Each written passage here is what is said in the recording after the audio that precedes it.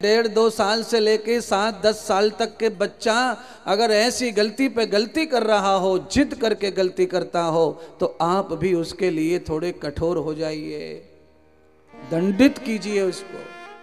दंडित करने का मतलब यह है कि बालक तुमसे घबराए डरे, ऐसा कुछ दंड दो। ऐसा दंड मत दो कि उसको नीला पड़ जाए, पीला पड़ जाए, गुब्बारा फूल जाए माथे पे। मारने की जरूरत नहीं है, केवल उसको डराने की जरूरत है। डराना है, मारना नहीं है। आप ध्यान कर लो, यशोदा मैया छड़ी लेके पीछे और भगवान डर के मारे आगे, चक्कर मार रहे महल के। कन्हैया हाथ नहीं आ रहे, मैया थक गई। अंत में भगवान समझ गए कि मेरी मां थक चुकी है।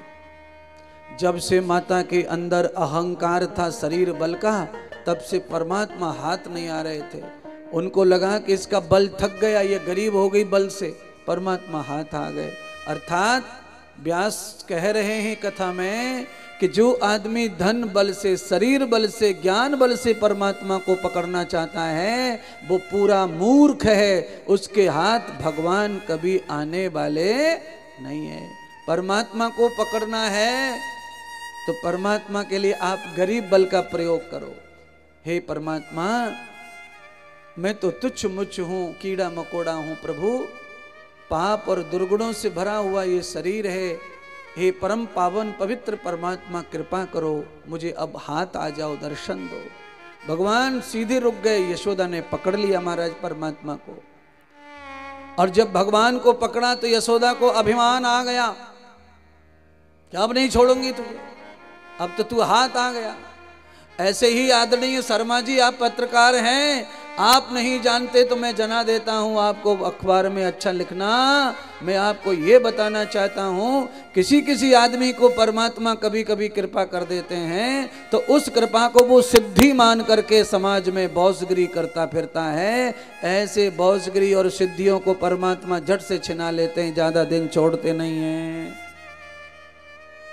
यशोदा ने भगवान पकड़ लिए, ऐसा नहीं है।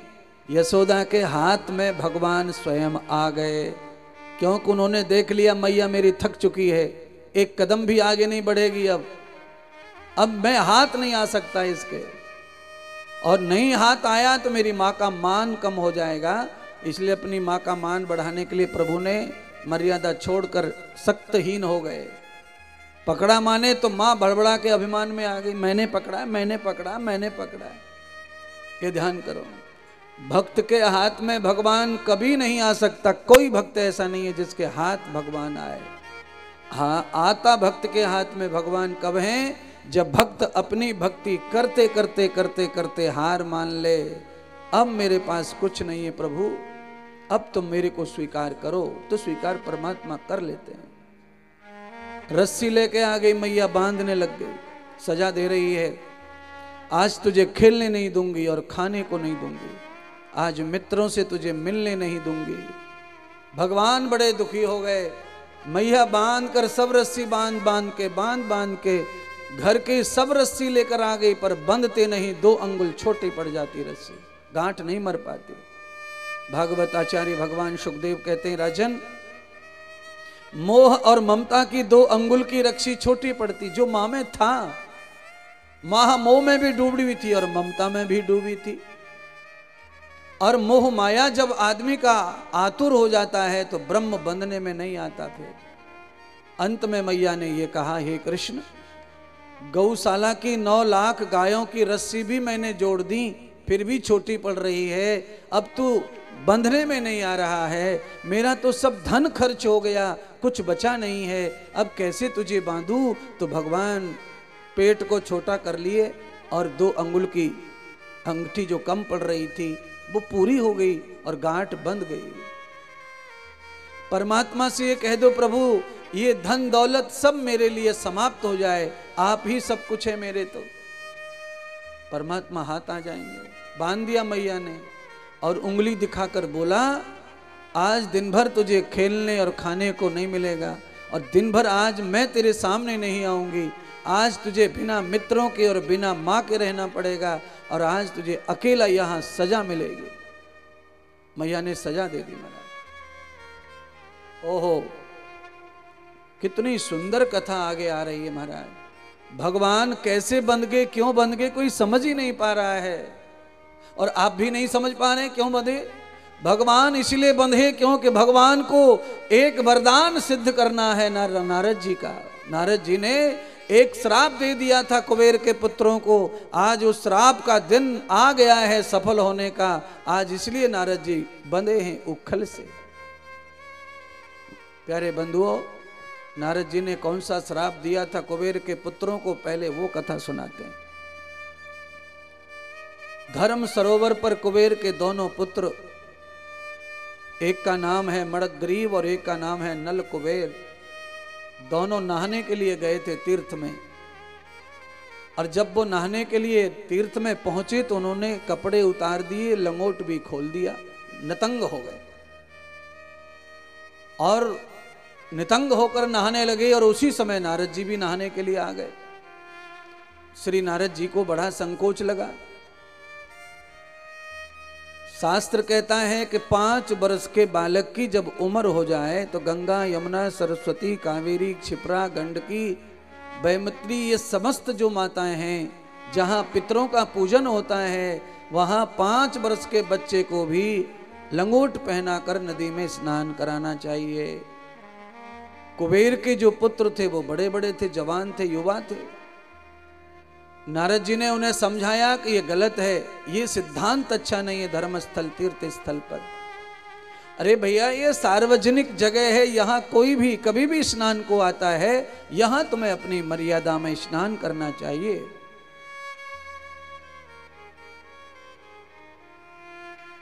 प्यारे बंधुओं, कई बातें हैं जो नदी में ध्यान रखनी चाहिए। पहला यह है कि नदी को बिना प्रणाम किए अंदर मत प्रवेश हो। दूसरा ये कि आप जब नदी में प्रवेश होते हैं तो घुटने से नीचे ही जाओ। ज़्यादा घुटने से ऊपर पानी आ जाए तो अपने गुप्त इंद्री से नीचे तक पानी रहे तब तक ही पानी में खड़े रहो। सूर्य भगवान को अर्घ चढ़ा दो और अर्घ चढ़ाने के बाद में आप उसी स्थान पर डुबक मारो। अपने हाथों को अपने मलमूत्र की जगह पर ले जाके मत मलो। गंगा में नहाते समय हाथ रगड़ो मत कहीं भी, बस डुबक लगाकर बाहर आना है और इतना स्नान ही मात्र करना है। कल्पना करें, सुनहर पुराने जमाने में अपने घर पर ही बनाते थे, सोने को गढ़ते थे। और जब वो गढ़ते थे तो गर्म भी बार बार करते रहते थे, फूकनी से चला करके, दिए बाती जला करके बार बार ठोका ठाकी करते थे और बार बार उस सोने को ठंडा कर पानी में डाल के यूं निकालते थे। अब कोई सुनहर ऐसा है जो हाथ से रगड़ रगड़ के उसको ठंडा करता हो? ना, सवाल ही नहीं है। अगर कोई आपको तांबे के ऊपर, चांदी के ऊपर भी कोई वो चढ़ाना पड़ता है, कभी कभी लेयर, सोने का लेयर चढ़ाना है तांबे के ऊपर, चांदी के ऊपर, तो उसको भी ऐसे ही चढ़ाते हैं, उसकी भी पालिश के बारे में ऐसा मानते हैं। तो भगवान कहते हैं गंगा में स्नान करना है तो केवल डुबक लगा के बाहर आ जाओ, जिससे कि समतल तुम्हारा दोष समाप्त हो महाराज। मल नहीं धोना चाहिए। कुबेर के पुत्रों ने कहा नारद नहाना है तो नहा लो, हम तो ऐसे ही नहाएंगे। कुबेर जी के पुत्रों ने जब ये कहा तो नारद ने श्राप दे दिया। क्या श्राप दिया? विनश्यति इंद्रिणाम त्वया योनिम, तुम्हारी इंद्री का नाश हो जाए और तुम बिना इंद्री के पैदा हो, तुम्हारा दूसरा जन्म इंद्री विहीन हो जाए, तुमको आंख, नाक, कान, हाथ, मुंह, लिंग, गुदा, ये सब कुछ नहीं होना चाहिए। तुमने अपमान किया है धर्मस्थल का, इंद्री का प्रदर्शन किया है, तुम्हारी इंद्री विहीन शरीर तुम्हें प्राप्त होगा। नारद के श्राप से घबरा गए, दोनों चरण पकड़ लिए। नारद जी अपना श्राप वापस ले लो। नारद जी ने कहा मुख से निकला हुआ वाक्य वापस नहीं होता, इसलिए तुम्हें दंड भोगना ही पड़ेगा। नारद जी दंड भोगने को तैयार हैं, पर इस दंड से मुक्ति का भी मार्ग बताओ। तो नारद जी ने कहा कि आज से ठीक 10,000 साल बाद मेरे परमात्मा श्री राम कृष्ण अवतार लेकर आएंगे और वो तुम्हारा उद्धार करेंगे। जब वो उखल की लीला करेंगे, उनके उखल का स्पर्श तुम्हारे अंगों से होगा, तब तुम्हारा उद्धार होगा। जाओ गोकुल में जाकर नंद के महल पर वृक्ष की योनि में तुम्हारा जन्म होगा। नंद बाबा के गेट पर जाकर के दोनों ने अवतार ले लिया, पौधा बन गए, जन्म पौधे का हो गया महाराज। आज उस श्राप को भगवान मुक्त करने के लिए नारद की वाणी को उखल से बंधने की लीला कर रहे हैं महाराज। भगवान को कोई बांध कैसे सकता है? आप जानते हैं वामन भगवान की कथा। एक पैर भगवान ने रख दिया तो धरती खत्म हो गई। कहां से लाएंगे रस्सी? बोलो, अब पूरी धरती को एक भी लपेटा मारेंगे तो धरती रस्सी लाएंगे कहां से? दूसरा पैर रखा, ब्रह्मांड खत्म हो गया। जिसके पैर से ब्रह्मांड नप जाता हो उसे कोई कैसे बांध लेगा महाराज। पर गोस्वामी तुलसीदास एक दूसरा भी रूप बताते हैं भगवान का। वो दूसरा रूप कौन सा है? बिन पग चलत सुनत बिन काना, बिन पग चलत सुनत बिन काना, कर बिन कर्म करत विधि नाना। श्री राम जय राम जय जय राम, श्री राम जय राम जय जय राम। मंगल भवन मंगल हारी, प्रभु सुदशरथ अजर बिहारी, प्रभु सुदशरथ अजर बिहारी। भगवान का ये दूसरा रूप भी है। एक रूप भगवान ने साकार लिया तो थका दिया सबको। अच्छा बोलो, आपके घर में जितनी मूर्तियां रखी हैं सचमुच में वो जीवित हो जाएं तो तुम रोटी खिलाओगे दोनों टाइम? एक एक घर में 70-75 मूर्ति रखी है हमारे। 4 आदमी का खाना बनाने को छोटी बहू, ए छोटी बहू, ए बड़ी बहू, ए बड़ी बहू, पूरे दिन ये चलता रहे हुए घर में माना। अरे बड़ा लाला आया है, सेठ आ गए, बड़े तेरे ससुर आए। बोलो, 3 आदमी के लिए घर में हर समय आवाज देती रहे वे सासू मैया। और ये 70 देवता और खड़े हो जाएं सेठ की तरह, जिंदे हो जाएं, फिट हो जाएं, तो मुझे नहीं लगता है कि भगवान को फिर भोग लगाने की कोई होड़ करेगा महाराज। कल की कथा में आपने सुना कि जैसे ही पंडित जी की थाली में भगवान आके खा के गए, पंडित जी गुस्सा हो गए।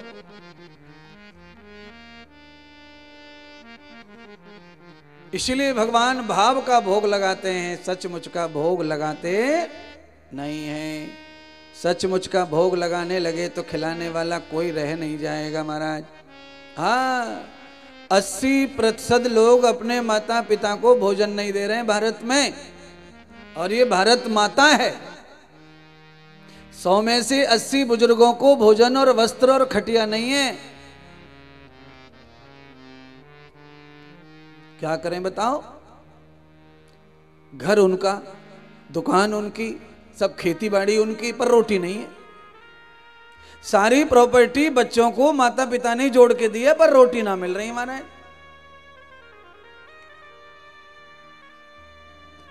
बड़ी समस्या है। तब भगवान को कहां से रोटी आएंगी? इसने न खेत दिया, न कुआं दिया, न दुकान दी, न मकान दिया, न ब्याह करवाया। ये सब काम तो माँ बाप लगे रहे, फिर वही भगवान को कौन खिलाएगा ये तो बताओ। इसलिए भगवान ने सोचा होगा कि पत्थर का, तांबे का, पीतल का हो जाओ, जिससे इन लोगों को टेंशन ना आवे।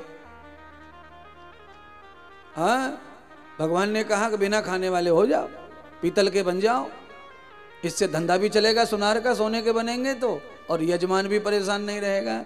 ऐसी छोटी सी कटोरी में दुकान पे सुनार की पे सबसे छोटी कटोरी और सबसे छोटी चम्मच अगर मिलेगी तो ठाकुर जी के नाम की मिलती है महाराज।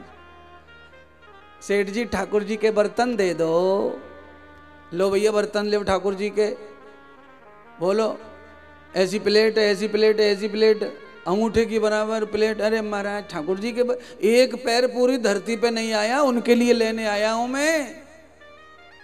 अच्छा दूसरा सुनो, सेठ जी लगन में वो देना है, थाली कटोरे का सेट देना है, जरा दिखाइयो।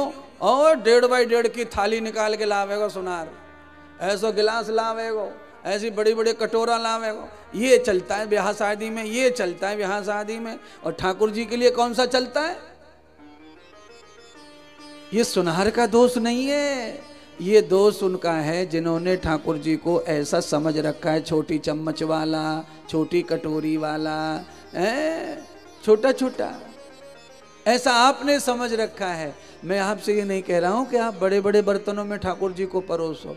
मैं आपसे कह रहा हूं, मान लो कि आप अपने पति को जैसे थाली में कटोरी में चम्मच से खिलाते हो, वही वाली थाली कटोरी ठाकुर जी के लिए लाके रख दो, वैसी बराबर। कम से कम पति परमेश्वर और भगवान परमेश्वर ये दोनों एक जैसे बर्तन में तो खाएं।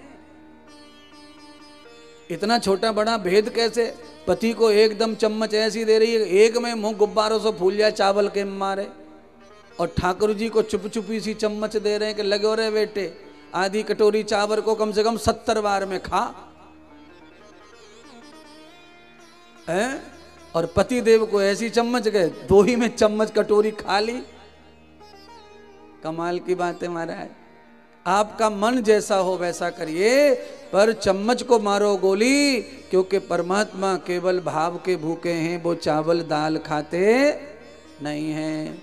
अच्छा भगवान खाना खाएंगे तो टॉयलेट भी तो जाना ही पड़ेगा ना, उनके लिए कहाँ है बाथरूम तुम्हारे कमरे बंगले में? बोलो ना। बेडरूम में पति और पत्नी है, बेडरूम में बाथरूम है, मंदिर में कहाँ है बाथरूम? बोलो।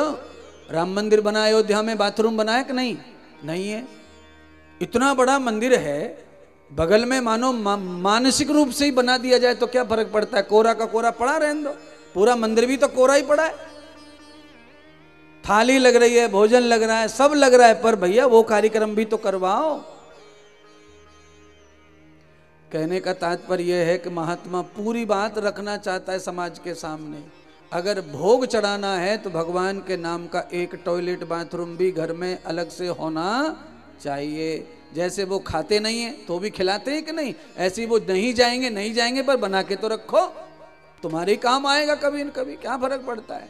इसीलिए हे प्रभु परमात्मा, तुम जैसी लीला कर रहे हो वही अच्छा है। ये पांडाल में सब भक्त लोग खुश हैं आपसे महाराज। आप अगर खाने लग गए तो फिर महाराज आपको भूखा ही सोना पड़ेगा। और सुनिए, अगर भगवान खाने लग जाएं तो एक मंदिर में एक ही भगवान मिलेगा, फिर ये 75 नहीं मिलेंगे। अब तो क्या है, जिस पंडित जी ने कथा में जैसा ही भगवान का जयकारा मार दिया वही मूर्ति खरीद के लावे गुड़िया। नई नई बातें नए नए पंडित बता रहे हैं, वैसी मूर्तियां चल रही हैं। अब ओम नमः शिवाय पीछे रह गया, एक नया मंत्र आया हुआ भारत में, दौड़ रहा है धुआंधार। ओम नमः शिवाय टांग दिया खूंटी पे, और छत्तीसगढ़ में तो पूरी तरह टंगो। यहां तो पगलाए हुए हैं लोग बिल्कुल पूरी तरह से। बोलो, जो स्वयं भगवान शिव के मुख से निकला हो पार्वती के लिए, उस मंत्र से ऋषि तर गए, मुनि तर गए, रावण तर गया, सब तर गए, राक्षस तर गए, देवता तर गए, वो तो साइड में अब प्रभावित हो गया और एक नया मंत्र प्रभावी कर दिया। मैं किसी की आलोचना पर विश्वास नहीं रखता, पर समाज में जो परंपराएं चली आ रही हैं उनको हटाकर अपनी घुसेड़ने की कोई जरूरत नहीं है। आप कितनी भी टोने टोट के बताओ, कितना भी फार्मूला बताओ, शिव जी हर तरह से खुश हो सकते हैं तुमसे, करो सब करो, पर कुछ प्राचीन परंपराओं को जीवित रखो, वो चली जाएंगी। ओम नमः शिवाय अगर खत्म हो जाएगा प्रणव अक्षर, तो आपको इस्लाम और क्रिश्चियन बनने में ज्यादा देर लगने वाली नहीं है, जल्दी से लुढ़क जाएगा धर्म आपका।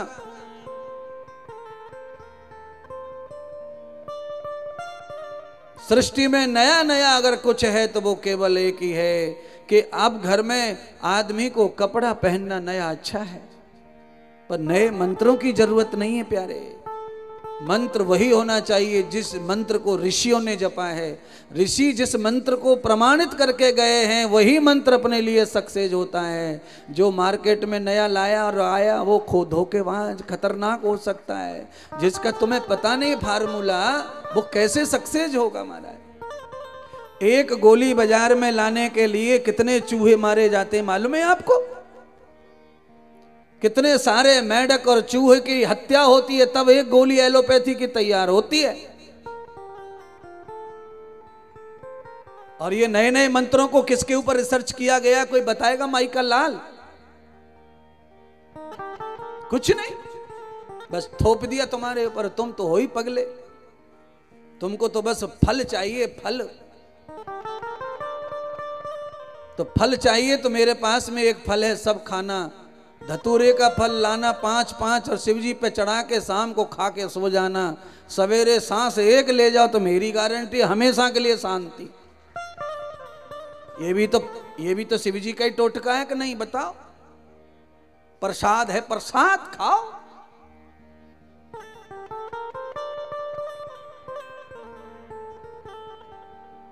अरे खा लो, प्रसाद है, पता चल जाएगा तुम्हारा सब कि कौन कौन से टोटके पसंद है तुमको। हाँ, तुम्हें कौन सा टोटका पसंद है? शिवजी पर जो बतासा चढ़ता है, अगर वो बतासा गिर जाए तो उसको उठा के माथे से लगा के खाओ, तो सब माथे से लगा के खा लेंगे। मैं कह रहा हूं धतूरा पसंद है शिवजी को, शुगर है शिवजी को, वो ना खाते इसको, बतासे को। उनको धतूरा पसंद है, शुगर के चक्कर में वो कड़वा खाते हैं। अच्छा, ज्यादा फल धतूरे के फल का है कि बतासे का है? तुम ही बताओ। शिवजी ज्यादा धतूरे से खुश होते हैं, और जिससे भगवान खुश होवे उसे तो चेला प्रेम से खावे, लपड़ लपड़ के खावे, चपड़ चपड़ के खावे। इस बात को कोई नहीं मानेगा, चाहे गुरुजी आ जाए, चाहे गुरुजी का भी गुरुजी आ जाए। आदमी हमेशा अपने मतलब की चीजों को ही सुनता और मानता है, बाकी सब इधर से निकालता है और इधर से सुनता है।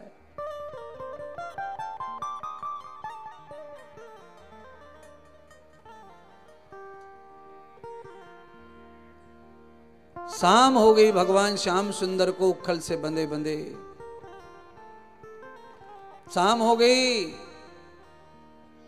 दिन भर न खेलने को मिला परमात्मा को, न खाने को मिला। सजा दे दी मैया ने। आज मेरे परमात्मा ब्रह्म कैसी लीला कर रहे हैं जो मैया की सजा से प्रभावित हो गए। मैया ने सजा दे दी, परमात्मा ने सजा को स्वीकार कर लिया। अपनी माता को दर्जा दिया मां बनने का, तो उन्हें सब कुछ अधिकार भी परमात्मा ने दिए महाराज। बस बंधुओं, मां के डांटने से, मां के थप्पड़ मारने से जो बच्चा फूल कर रूठ करके बोलना बंद कर देता है वो नरक में जाएगा सीधा। मां थप्पड़ मारे, डांटे, पर बच्चे को मां से कभी भी फूलना मटकना नहीं है। बच्चे को ही चाहिए कि वो पिट के कुट के और माफी मांगे उल्टा मां से, मां माफ कर दे कोई गलती हो गई तो। उससे बच्चे का जीवन धन्य होता है और उसे बुद्धि आती है और सरस्वती प्रकट होती है, ज्ञान वर्धन होता है उसका। महाराज, आप अपने बच्चे से खाली मोबाइल छिना लो क्रोध में, बच्चा तुम्हारा दुश्मन हो जाता है। बोलो, मोबाइल ऐसी कौन सी बला है कि बच्चा दुश्मन हो गया तुम्हारा? सदगुरु भगवान श्री सुखदेव कहते हैं, राजन 5 बज गए शाम को, भगवान के सखा आ गए दरवाजे पर। हे कान्हा, तुम्हारे बगैर कौन हमें खिलाएगा? तुम गेंद फेंकते हो तब ही हम खेल पाते हैं, कोई भी हम में अच्छा नहीं है खेलने में। तुम्हारे बगैर सारे संसार के खेल का मजा अधूरा है। इस कथा का महत्व क्या है? ग्वाल वाल ये कह रहे हैं कि तुम्हारे बिना संसार में किसी खेल में उत्सव नहीं है कान्हा। इसलिए हे प्रभु, पंडाल में बैठने वाले सभी श्रोताओं, टीवी पर सुनने वाले सभी श्रोता, मोबाइल पर सुनने वालों, मैं आप सबको कहना चाहता हूं, अगर आपको गिल्ली डंडा भी खेलना है तो उसमें भी भगवान को याद करो। हे परमात्मा, आप आएंगे तो सब सही होगा। अगर बिना भगवान के गिल्ली डंडा खेलो तो गिल्ली कहीं जाए चाहे न जाए पर आंख की ओर जरूर जाती है। महाराज गिल्ली डंडा का खेल खत्म हो गया, नहीं तो कितने सारे कनेटा बैठे गिल्ली के।